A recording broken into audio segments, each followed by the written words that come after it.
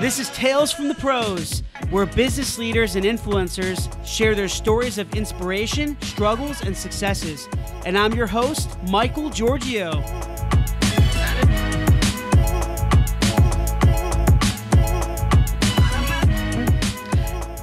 Hey everyone, welcome to Tales from the Pros, and this is Michael Giorgio, your host and co-founder of Imagine Innovation. This is a beautiful Friday here today, and I have an amazing guest with me. He's actually one of the most well-known science communicators and influencers on social media. He communicates science, technology, and nature trending topics and information to the public in easy and understandable ways through his super engaging videos. He's also gained massive popularity around the world for his educational content and also speaks around the world, including TED Talks, which I'm sure you've seen. I want to welcome Mr. Hashem Al-ghaili. Hashem, thank you so much for being with me here today. Thank you so much for inviting me. It's a pleasure to be here. Absolutely. I can't imagine how busy you are. So thanks again for taking the time. So Hashem, as me and you have spoken a few times, and, I see you all over social media. Everyone I talk to that I told them that I'm interviewing you, and they're like, oh my God, I see that guy's content everywhere. It's pretty amazing, man. So I'm really honored to talk to you. And, we all love your videos, and the messages are amazing. And the topics with science, technology, and nature, they're very trending with super engaging content through animation and videos. And it's really cool stuff. So I think you've done an amazing job of just capturing people's attention. So kind of with that being said, Hashem, what was really the drive and motivation behind you starting this journey in science communication? How did that come about? Well, the main drive behind sharing science on social media is my passion for science. I love science, and I have always shared science-related facts, actually, since my childhood. I used to share them in science, in children's magazines, basically, and it would make me happy that I was adding valuable information and a value into children's lives. And then, in 2009, I found Facebook, and by then I already was studying biotechnology in Pakistan, basically. Okay. I was doing my bachelor's degree. And so I started sharing science content mainly with my friends. Of course, they were not really very responsive, so I had to start sharing that on different groups, adding sometimes random people into my Facebook profile, which is why I got blocked a lot of times. I can imagine. Yes. But from there, it started to grow, and people loved the content, loved the presentation style. And, I just tried to follow my passion and blend it with my science degree, basically. That's cool. And did you always have, when did you start getting experience in videos? I taught myself how to make videos online, basically. I just got the software, and I just kept trying here and there until I got it right. And I would learn through some videos. I think it's easy to learn very much anything now, in the online world.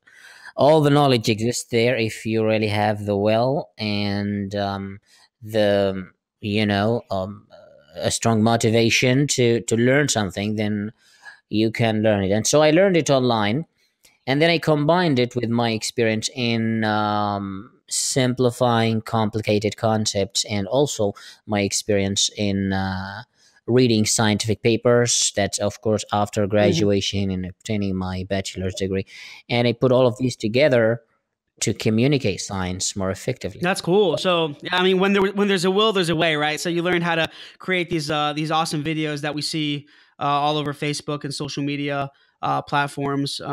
So with that being said, Hashem, you feel, with your area and expertise, do you feel that in science, science isn't communicated effectively in today's society? It kind of seems like you're filling in that gap, right? I mean, scientists are busy doing research work. Yeah, and that already requires a full time job, Yeah. basically, and they're not free to devote part of their time to communicate what they're doing. And most of them are not really well trained to communicate it to the general public. They're great with communicating, from scientist to Hmm. scientist. So this is where science communicators come, and I have seen a lot of science communicators now on the rise. So many people are joining this; it's becoming like a global movement. Um, I think you have some. I but it's think you have also something to do with that. thanks. Now it has also its dangers though, because with globalization, with the ability to create videos, to learn anything Yeah. online, anybody could use that knowledge to start spreading misinformation. All right, and we also see that a lot. Um, and this is where it's our responsibility to basically come together as science communicators and do our best to spread authentic Yeah. and reliable information. I definitely see what you mean. I could see how they're, it's definitely concerning with a lot, if there's a lot of science communicators on the rise, because you know that not with all of them, you know that with a lot of these people that are communicating science through videos or even through written content, not just through video and audio content, but through written content, that a lot of the content itself, like the context, is not researched well, probably. You know what I mean? That's what I'm assuming that you're saying here. Mhm. There's concerns with some of this content outpouring into the world, that it's not really accurate. Mhm. And there's all these crazy theories coming out, and all these different things. So I see with you, presenting these challenges, that you have to make sure that these science communicators are researching. They're getting information from the right sources and doctors, Yeah. and I think that's huge. So I can definitely see that with you, you're probably putting a lot of preparation and planning before you just start creating your content, right? Well, I mean, that's why the sources are always added so people can check the authenticity of what is being shared with them. Right. Um, the common idea is to drive people to question things. And, by putting sources and making them used to the idea of asking about sources, then even if it happens with another science communicator, they will also start questioning things. Say, all right, where is the main source for this claim or this information that you're sharing? And a lot of times, I receive a lot of emails from people saying, all right, so where are the sources for this particular video? Now, of course, these, Yep. newcomers basically, or people who are not familiar with my style, I always put the sources in the first comment, of a video or anything I share, or image or infographic. And so they are asking, okay, where are the sources? And this definitely makes me happy, because that's what we are trying to build here. Not people who understand science, but people who question things around them. And when they question things, by default they will try to investigate Hmm. until they Hmm. reach to concrete Yeah, no, I conclusions. definitely see what you're saying. And I think the way you're doing it is the best way. I think that kind of just justifies um, why at least for me, I consider you a leader in your field. You could just see through the content, not even just through your social reach and the amount of followers that you have. It's not even just about that. I think when viewing your content, it just seems a lot, most of it, at least for me, it seems so accurate and planned, and like we talked about, researched and authentic.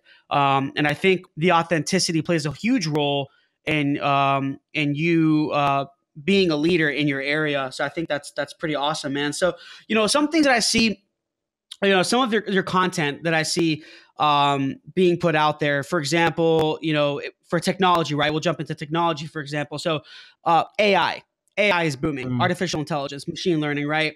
So I want you to kind of clear things up here, right? There's a lot of talk around, global talk yeah. around AI.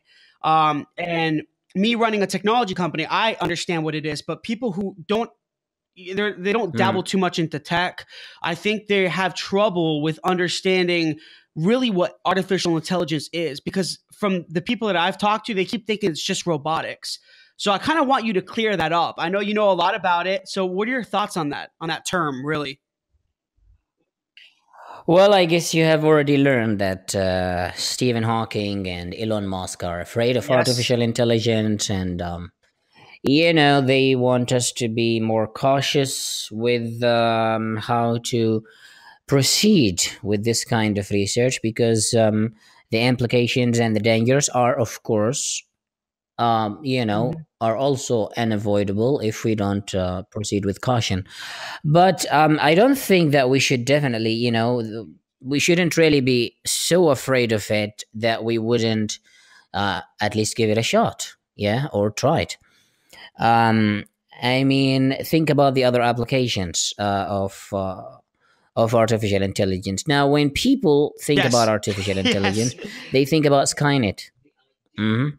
We have implanted the idea of a dystopian future into their minds, and now when these scenarios come again, they always just, their minds immediately go to these scenarios. But there are many applications that many of them don't seem to be aware of. For example, in medical Yeah. technology, yeah, imagine integrating artificial intelligence into diagnostics. We can then detect cancer many years in advance, and early detection of cancer can help us prevent it before it even happens in a certain human body. Um, Smart devices that can do their task on their own with maximum efficiency and high processing power with minimal human supervision. So there are so many applications in diagnostics, in transport, in computing, Yeah. in Absolutely. smart I agree. devices, Yeah. and these are really positive things. And if we are going to simply ban artificial intelligence because some Hmm. kind of dystopian scenario was put in our heads, then we're missing on such great applications. But I think Yeah. it's very common. It's very common that each technology, no matter what, will always have positive and negative aspects, and it's always worth the try to give it a shot. And then, as we continue to learn about it, we can put limits for how much we can go further. Yeah. Absolutely. I agree. I Yeah. mean, everything that you said is spot on. The thing is with AI, am actually really excited about it. I mean, it's already um, been going on for some time now. It hasn't just started. I Mm. just think I think it's evolving and rapidly Yeah. growing in the AI technology. But I think that for me, what I would see is a little bit of a Mm. concern. I don't know if you agree or not. Is really the people behind the AI. So, like for example, when you have a tech company that's creating an application That's and creating some type of AI smart application or whatever it is. You got to, for me, a concern would be is mm. what's their purpose behind this application, what they're building, what's their motive behind it? Is it something like you said positive, or is it something negative? And I know it sounds a little weird to say negative here because obviously, Mm. what companies are going to have what companies want a negative impact on their technology that they're building. But you'd be surprised, some people think that just building something is going to make them a lot of money, but they don't believe it's going to help people. You know what I mean, right? So I think it always comes down to the people behind the technology, right, with the right motives and purpose to do mankind good and help people, right? uh, I'm sure you can. Mm. Yeah, yeah. Right. It's always the people behind technology. If they have really good intentions, then we're safe. If they don't have good intentions, then there will always be good people who will try to oppose them. I mean, take Elon Musk for example. His intentions are really great, and despite all his wealth and capacity to do Absolutely. things, he's still using his potential to do great things for humanity. And a counterpart, he could also Hmm. find someone with the same potential, but doing it for bad purposes. Maybe we don't know about certain names, but Right. yeah, it always comes to the person behind the technology or invention. But most of artificial intelligence right now that we know of is, like you've got IBM, Google with DeepMind, Facebook, and they certainly are not going to use it for bad. I wouldn't expect these people to use it for bad.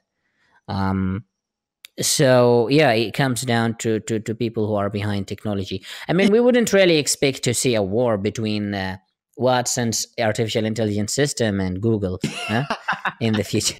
Yeah. Yeah. Say, all right, we have taken over the world, and now we are in every computer, and we are going to halt every processing power of every computer in the world.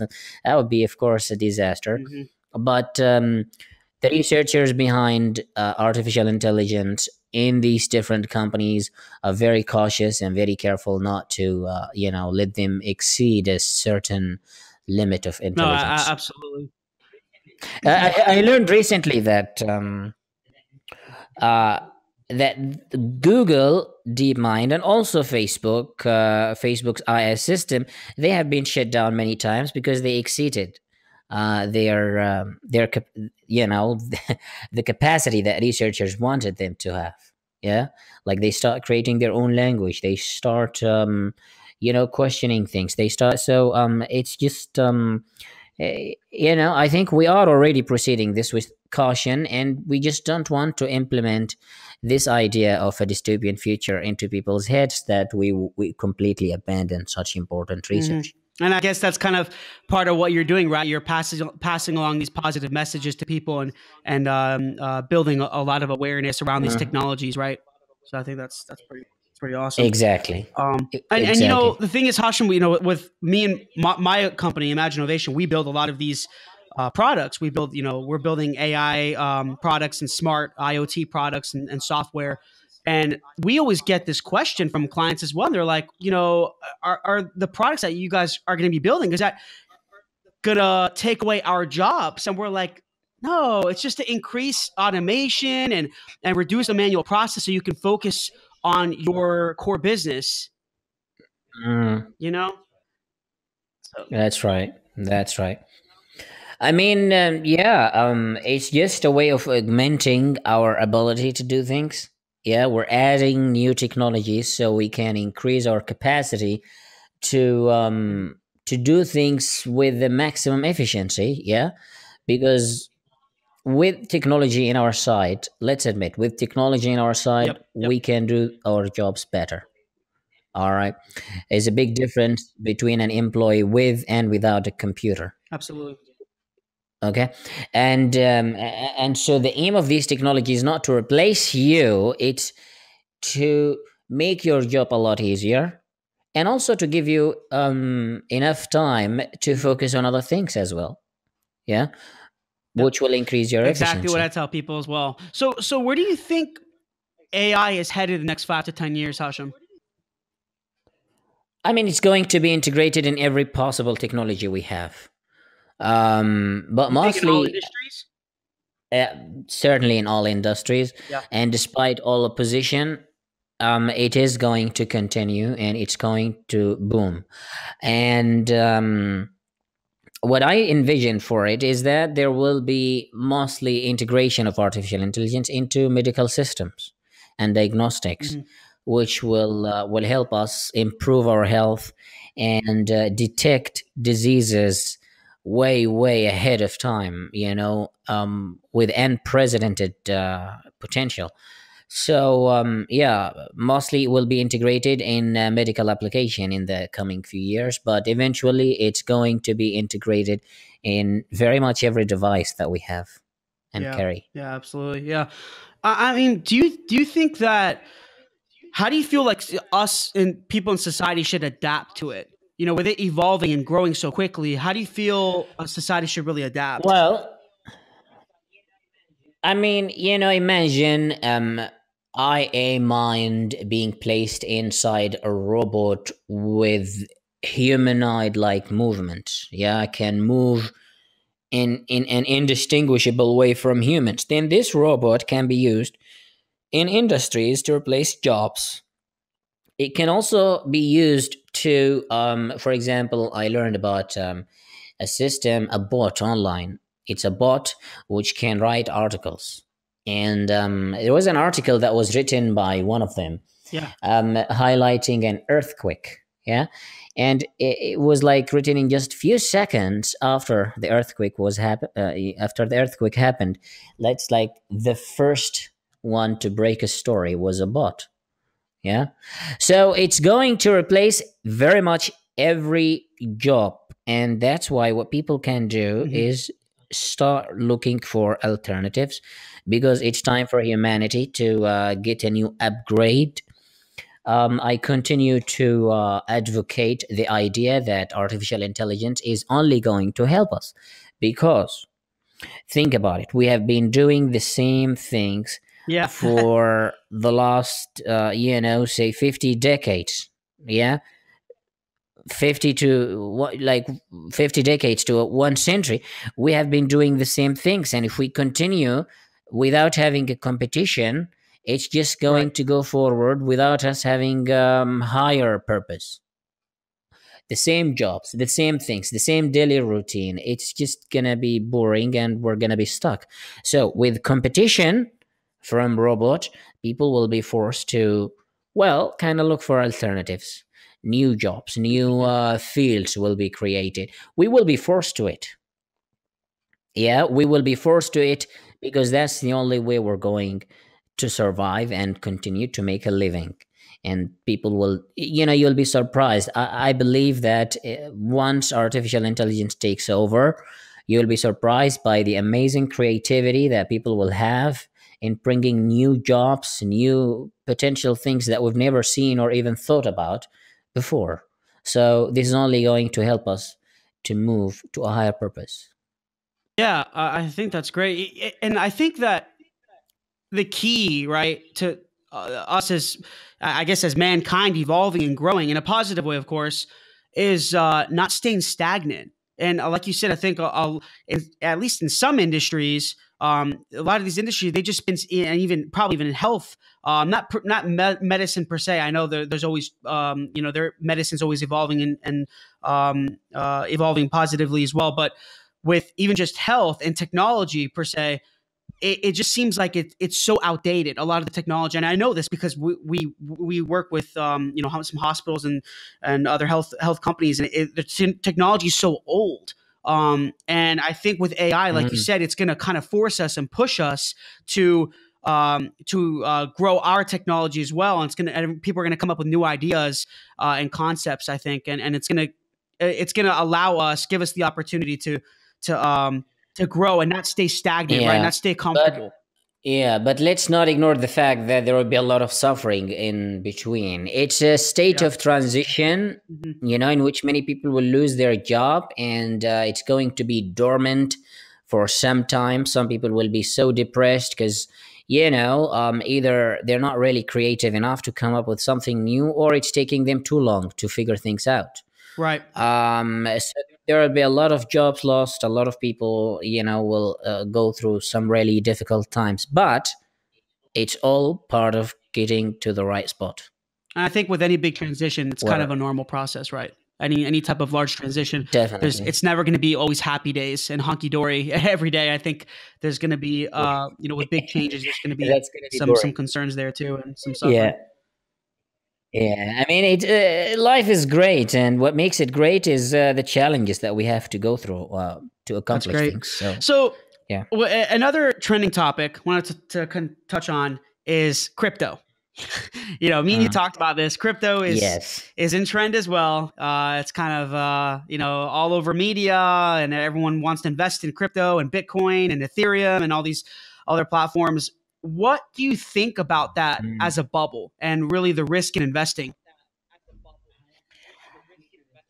I honestly haven't invested Neither have myself. I. Yeah. I don't Yeah. know about the whole concept, to be honest. Let me tell you the problems. First Mhm. problem is it's not stable. Okay. You have seen the rise of Yes. Bitcoin and eventually the crash. And it just continues to go up and down. And it's just making people question whether this is going to be a valid thing to invest in or not. Um, Second, it's very hard for people to accept such new concepts so easily. it's going to take a very long time. I mean, many people are not already Yeah. convinced with using online payments, such as PayPal, for example.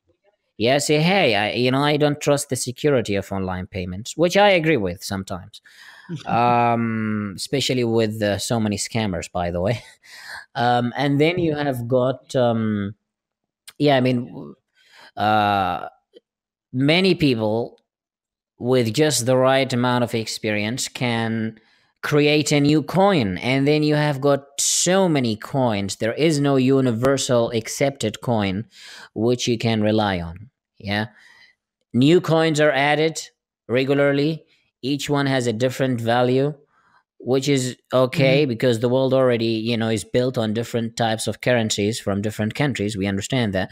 But if you want to put a universal currency online to be used virtually, then you need to agree on a universal coin also. And so creating so many different types of coins, this will only make people question the ethnicity of such such system. And then you also have got the hack. We have learned also about hacking of such system. People said, hey, no, it's not actually the original coin server that's being hacked, but the stock market where it's being Yep. exchanged. Now you can't tell this to somebody who is a beginner in learning about cryptocurrency. Yeah. When they learn about the word hack, which is placed next to cryptocurrency, they will immediately say, okay, this is the whole thing. Yeah. The whole thing is being hacked. And why would I put my money in danger only for some hacker to, take over? Yeah. So with all these challenges, I think that it's going to be very difficult for people to accept, and embrace cryptocurrency anytime soon. Maybe it will happen eventually, but until then, these problems have to be solved. Yeah, I mean, there's huge security issues, and I was listening to that guy from The Wolf of Wall Street. You remember what his name was? What was that guy from Wolf of Wall Street? I don't really remember his name. You know, What did he say? so he mentioned something about the big concern that he has, other than security, is a lack of knowledge from people and understanding. A lot of Hmm. these aspiring investors, or just the normal regular person like me and you, they're investing Uh, in Bitcoin, but they don't even know what Bitcoin is. They don't even understand cryptocurrency. They have no idea. They're just kind of doing it it's a because bit it's the complicated, thing to do. actually. I was watching I was watching a video which it was saying, "Hey, this is basics in cryptocurrency and Bitcoin and blockchain." And say, "Okay, let's get to it." Well, the first 5 minutes were definitely easy to understand, and then from there it gets a bit Oh yeah. too complicated. It's just, and the problem is when you ask somebody who had invested in cryptocurrency, they would tell you, hey, don't invest unless you really have adequate knowledge on that, which is true. Yeah, you need to know where you're putting your money, but I don't think everybody will be able to digest that kind of information. Yeah, it's like saying, hey, you can't use a quantum computer until Yeah. you know how it works in more details. Then you wouldn't expect everybody to have a quantum computer. Simple. Yeah. And that's exactly with cryptocurrency. With this complexity behind the whole system and people having to learn about it before investing, it's just gonna clash. Yeah. Between these two. Yeah. Yeah. Absolutely. Yeah. No, I agree with that. That's one of the reasons I haven't invested either. It's a big risk, but you're gonna get a lot of people who might disagree. But you know Sure, what? That's sure, okay. sure. It's their Um, money after all, and everybody is free to do with their money what they want within the limit of not yeah. harming others. Yeah. Definitely, definitely. So, Hashim, I want to jump here a little bit in regards to, more health and medicine and technology. So, we all know, this for sure, that medicine and technology in health is evolving at a really rapid pace. Yeah. Do you think that stem cell research, for example, stem cell therapy for certain diseases will be widely used around the world? Because I was doing some research that a lot of, I mean, I kind of knew this, that a lot of countries banned it. Mm. There is now more acceptance to stem cell research in comparison to the 1990s when it started, basically. Yeah. And the reason for that is because we have found new alternatives of creating stem cells.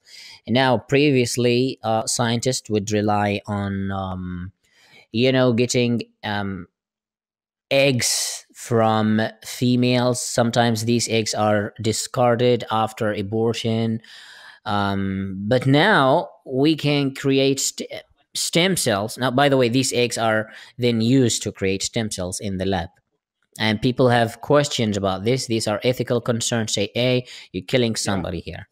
But now scientists have new ways of creating stem cells, basically by reprogramming stem cells, by reprogramming like any other cell in the body. Yeah, like you take skin cell with the right reprogramming, you can turn it into stem cells, and then you can use these stem cells to, to fix different conditions, to repair tissues, and it is this part of overcoming ethical issues that will make it more widely acceptable across the globe, that will make it, widely practiced. And it is already Yeah. practiced, like in Europe, in Japan and China, mostly Japan and China, actually. The restrictions are less than other countries. In the US, also, there are certain treatments that are based on stem cells. So it is definitely booming. It's heading towards the right direction, and in just a few short years, it will be definitely global. Do you think that it was stem cell research that pharmaceutical companies are afraid of it? Because me and you talked a little bit about a cancer, for example, right? That Mhm. are pharmaceutical companies, are they do they really know the cure? Do they have a cure for these type, all these different types of cancers and Alzheimer's, and because it seems like everyone keeps taking medicine, right? Everyone's taking all this medicine, spending thousands of Mhm. dollars a year on medicine, but we don't really know if Mhm. it's Mhm. helping these people, if it's actually hurting them. So stem cell research and therapy is definitely a positive Mhm. thing, but you feel that these companies are kind Mhm. of afraid of this type of research? I mean, stem cell research provides definitive cure Yeah. for many of the illnesses that we have. Um, some companies might say, "Hey, it's great. It's actually a great source of income too." Yeah, because it's effective, and with this effectiveness, more and more people will want to have it.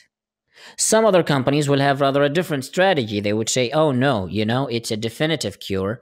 And this means the problem will be solved, and we will not continue to Yeah. profit from that kind of problem. Yeah. Because by solving a problem, you're not looking at it again. Yeah. When more people are treated of a certain condition because of stem cells, Right. they wouldn't need to buy the same treatments over and over again. Yeah, it doesn't become a recurrent condition in which it appears every certain time, every now and then. But with stem cell, if you cure it completely, then more people will not need to take medications for the long run, and some companies will say, hey, no, no, I would rather actually keep them coming back for more medications rather than give them a definitive cure. But Isn't it, that crazy? Isn't that crazy when you think about it's that? crazy, I know.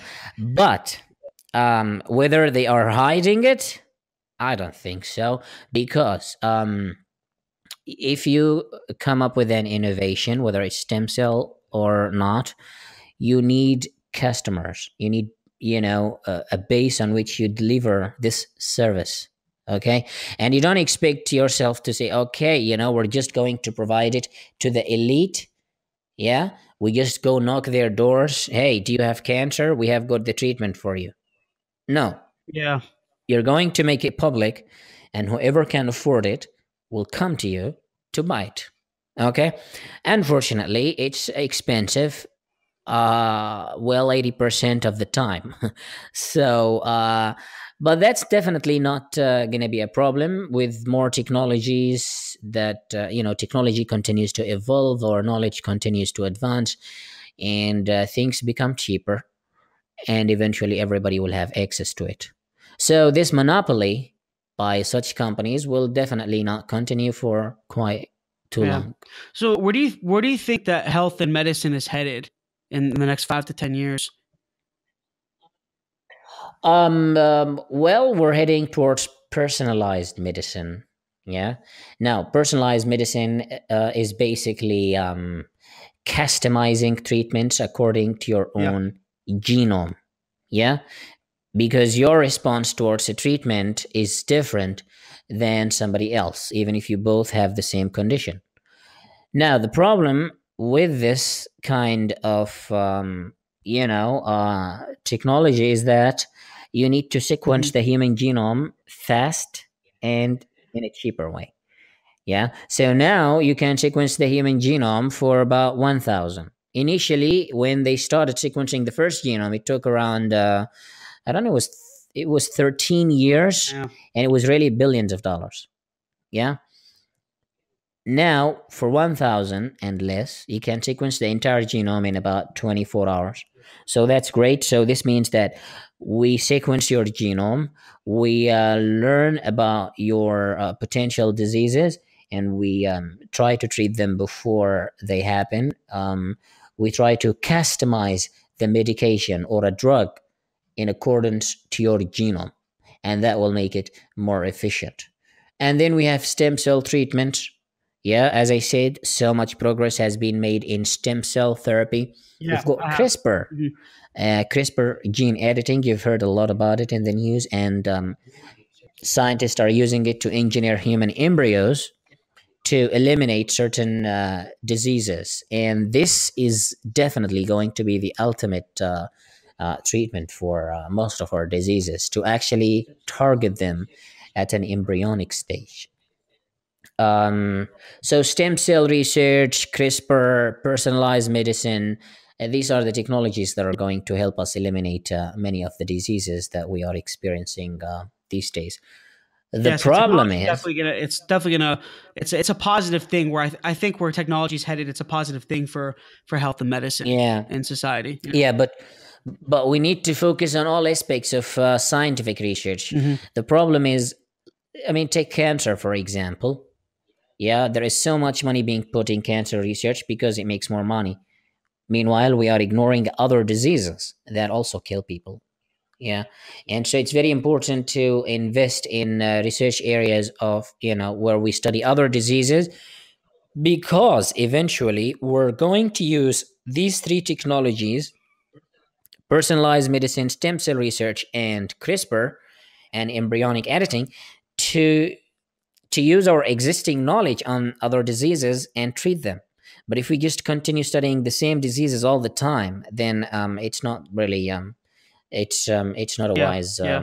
decision. And aside from the health and medicine, I mean, technology, with all these awesome technologies coming out and emerging, we call them emerging technologies, um, coming out, and with all these I just feel Mm. like with our society, and there's so many, I want to say there's more intelligent people now than there was 50 years ago. I'm not going to go and say that, but I'm going to say a lot of people are being more technically savvy. You know, they're educating themselves, like you said, in school and even online, and understanding what these technologies do, and even just these developers, right? The developers who are creating these platforms, um, and I just feel like, for example, nature and environment.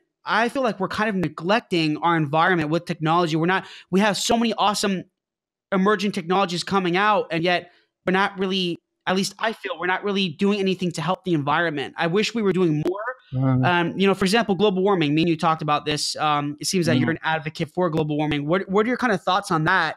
And how we Mm. can use our technology to help? Well,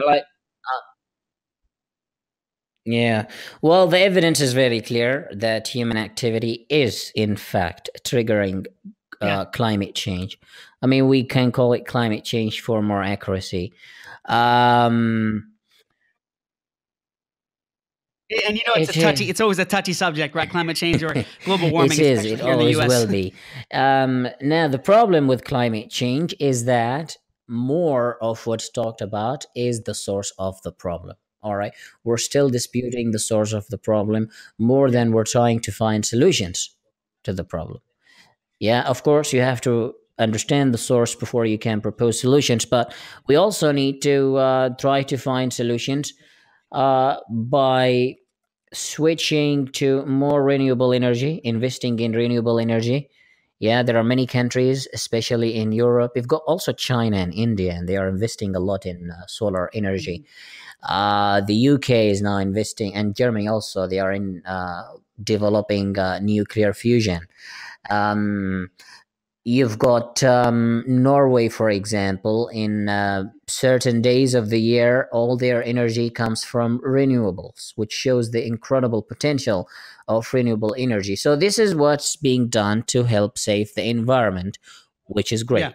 But what's not being done is also to reduce the problem from the other side, reduce the consumption of fossil fuels, reduce our reliance on fossil fuels, and try to just put this aside and make it a history. Yeah, many countries have taken initiatives in banning cars that run on um, fossil fuels, but these are proposed to take place within like 20 years from now. So Like what Elon Musk until is doing with then we Tesla, will right? continue. Elon Musk, yeah, I mean, Elon Musk is definitely doing a Yeah. great job with the electric car. Yeah, that's definitely great. Although you still have to improve the the efficiency of electric cars in using. Yeah, there are also the other types of energy that are being explored. The photosynthesis, for example, artificial photosynthesis. Um, yeah, and artificial photosynthesis is also a way of storing solar energy, because current technology hardly stores solar energy. But with artificial synthesis in our side, we will be able to store solar energy in the form of liquid fuel, yeah, hydrogen fuel, for example. So there are many potential ways by which we could switch from fossil fuels into renewable and clean energy and save our environment, probably restore the carbon dioxide levels to the Hmm. pre-industrial era. Yeah. So there are efforts that are being done, I but know. it's amazing that people are still so skeptical about the fact that climate change is indeed a huge threat and should be treated as such. I don't understand. I really don't. Not to throw Mhm. my opinions, but I really don't understand them. You see, Mhm. there's glaciers melting, ice is melting, North Pole and Antarctica and Yeah, I mean we Greenland, have and we have satellite people just don't want to see it. I don't satellites understand it, recording but data regularly, and they have been doing that for many years. And we see these data with our own senses, and if we ignore that, then it's just arrogance. Some people yes, choose to not, accept that as a reality because, well, they love to be on the other side because that gives them, well, recognition. Okay. Uh, some others just, have decided to keep their minds shut, and they are not willing to discuss and question things until they come to maybe other conclusions. Now, we're not saying people should be forced into believing or trusting that climate change is a real threat, but they need to investigate, they need to search more instead of just, opposing the idea without really discussion and investigation. yeah, yeah, definitely. So hopefully, it's not too late for um, the world to fix the problem. Hopefully, if we can all, come together and do something about it, like you said, find the source and I think accept it, that it is happening. I think Yeah. the source is already quite clear. Yeah, we don't have to really work hard on finding the Human source. activity. Human Right. activity contributes a lot to climate change. We just need to make certain changes in our activity, yeah, to save the planet. We need to embrace new types of energy that are much cleaner. We need to reduce our consumption of meat, for example, because meat contributes a lot. Meat industry, agriculture also contributes a lot. And plastics are a big concern, right, in the oceans Yeah, as well. yeah. The other thing is the overpopulation. We're exhausting the natural resources at a huge you know really, I mean, if you look into the numbers, how many kilograms each one of us require per year, how much, I don't remember the exact numbers right now, but there is a video coming on that, so you can I'll be watch sure. it later I'll be on. definitely sharing it. Yeah, it's going to highlight what's going on with Mm, the depletion of resources. The numbers are yeah. devastating, and we just continue adding more people into the planet now, of course, at the expense of natural resources. So maybe we need also population control, which is going to also help at some point with solving the problem of climate change.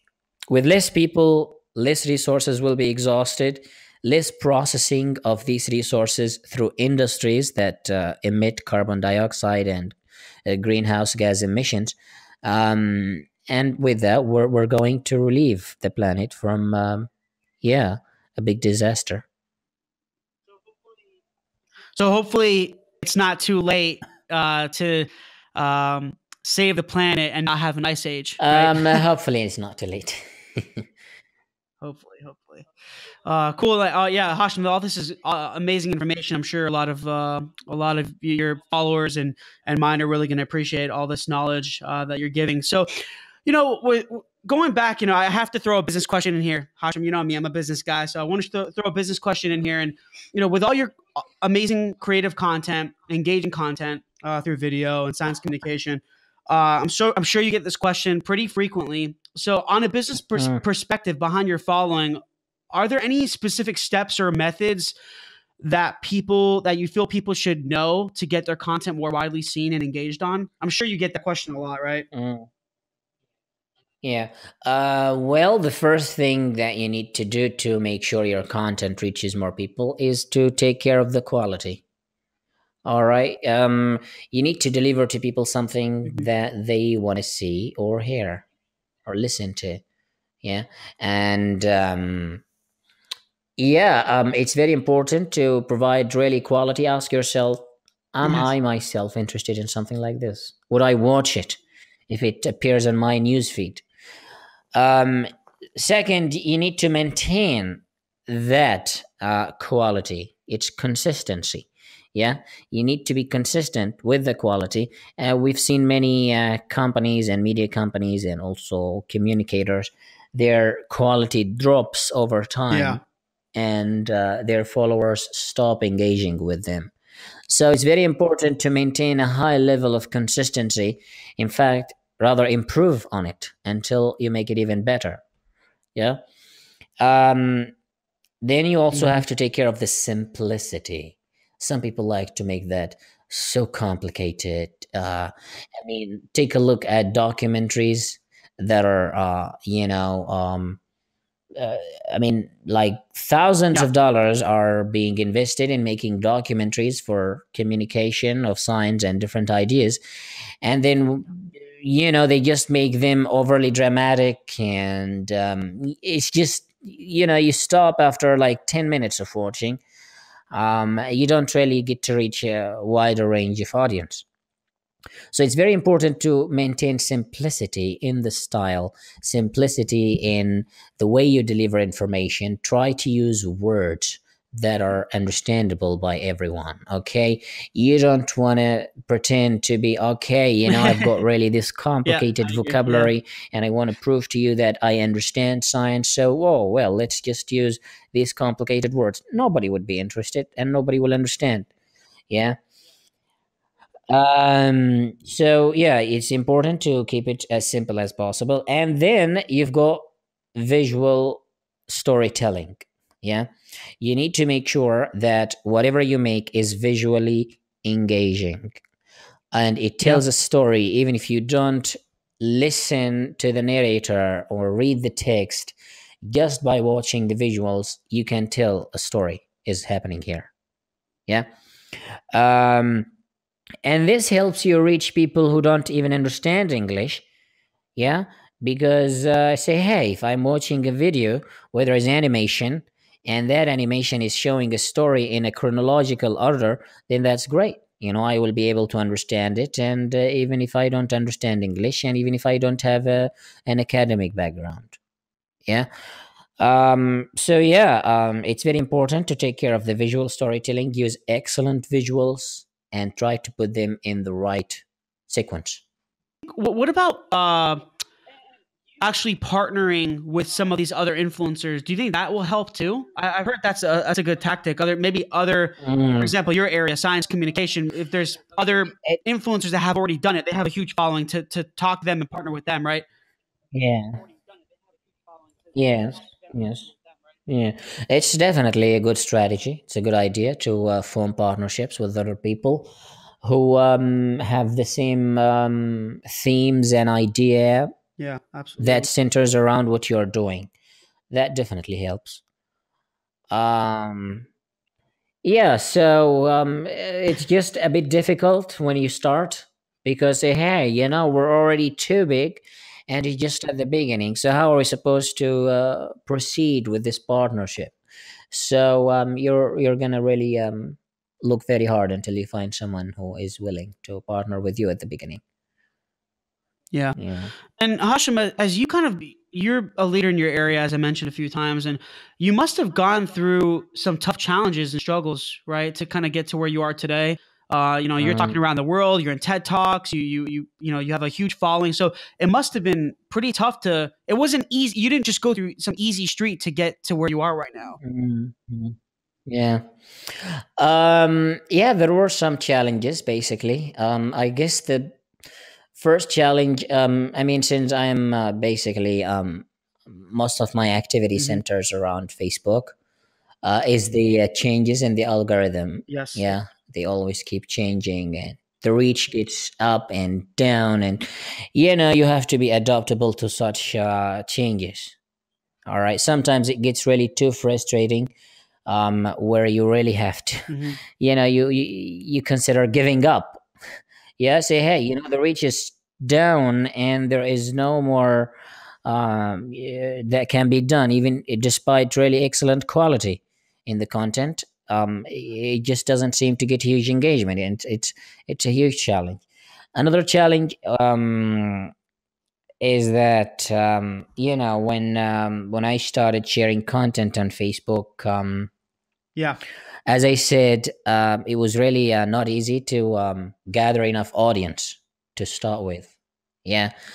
Um, and so sometimes there are those people who join the page and they expect a certain ideology to be coming out of it. And then they will be surprised when you tell them otherwise, something that they don't believe in. And, they start like, well, yeah, I mean, as they say, you can't be successful if there is no some certain degree of hate coming towards you. I mean, I received some kind of really weird emails sometime from people saying, you're propagating this kind of agenda. I say you have to be, very open minded towards these kinds of. Yeah, And you don't get provide your too angry justification. and don't get too defensive when you read some emails that are like that. That's cool that you brought that up. I was actually going to ask you that. How do Um, you deal with some negative comments? With some of your, I mean, Hashim, some of your videos, they have, hundreds of millions of views and that it's incredible, right? So you probably get some people that are just like, oh, I don't agree with this. What's this guy mm, talking about? So you have to definitely you have to treat that carefully, right? yeah, I mean, yeah, I mean, I try to interfere and bring up my point in a very diplomatic and authentic manner where all the sources are also provided. Now, sometimes the conversation drives itself. People who know more will teach people Right. who have either been misinformed before or are seeking new knowledge. Yeah. And so it's very good to let the discussion flow on its own. Sometimes some people actually have this strategy of deleting comments, and I think it doesn't make sense because you're not really letting the discussion flow or continue. Yeah, people are not going to learn if you just delete their comment and not let some other people correct them until they reach to a new kind of knowledge.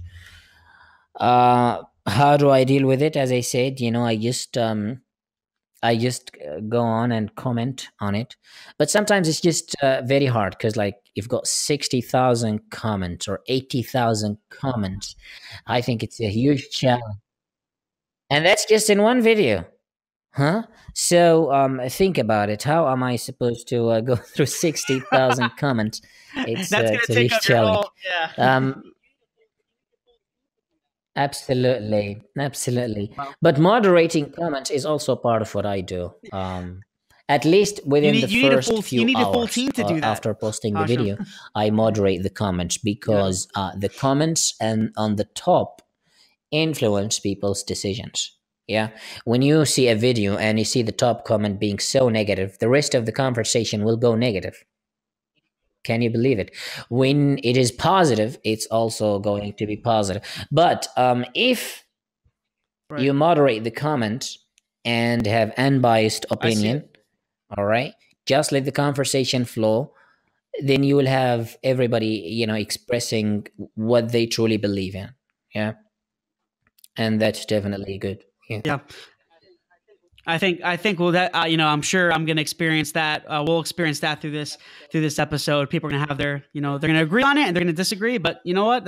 Yeah, That's kind of what makes the yeah, that's what makes it. podcast engaging. Yeah, that what makes it great is that yes, even Yeah. though we disagree on many things, we are still part of the same community, and we are here to learn from each other and respect each other's opinions. And if we disagree at some point, well, no harm is being done.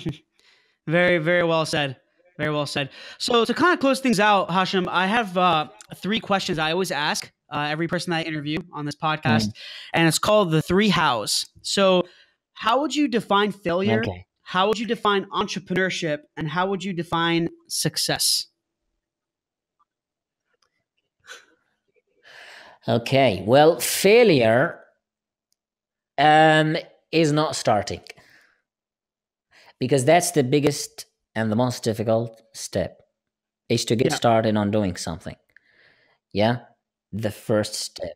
If you really don't do it, then you've already failed. Entrepreneurship, I define it as taking calculated risks.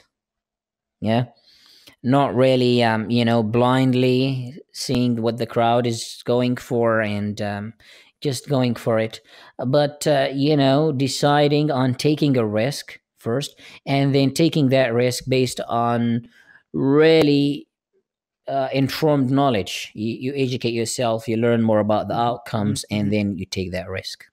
Yeah, you have to be a risk taker to be an entrepreneur. What was the third one? And Success. the third one is It, define success. Yes. yeah, success is passion and consistency. Yeah, you really have to love what you are doing, otherwise at some point you will feel bored. Mm? And when you feel bored of doing it, you just abandon it, and that's definitely not going to help you. um and if you are very passionate about, then you have to be Right. consistent. Yeah, you have to be doing it with the same level of efficiency. Um and with consistency, and with consistency comes really better efficiency. And yeah, with all these factors I love combined together, yeah, you can be very successful. it. And everyone I interview, everyone always has some type of different answer. Some are similar, but they say it so differently. So it's pretty cool, and that's why I love asking those three questions. Mm, Just because I know you have this, fantastic. you're an entrepreneur, you're a leader, like as I mentioned before. You have this amazing content. So I really, really appreciate it, Hashem. Thank you for being on the show and taking time out of your busy day to. To talk with me. So Hashem, where can everyone find you?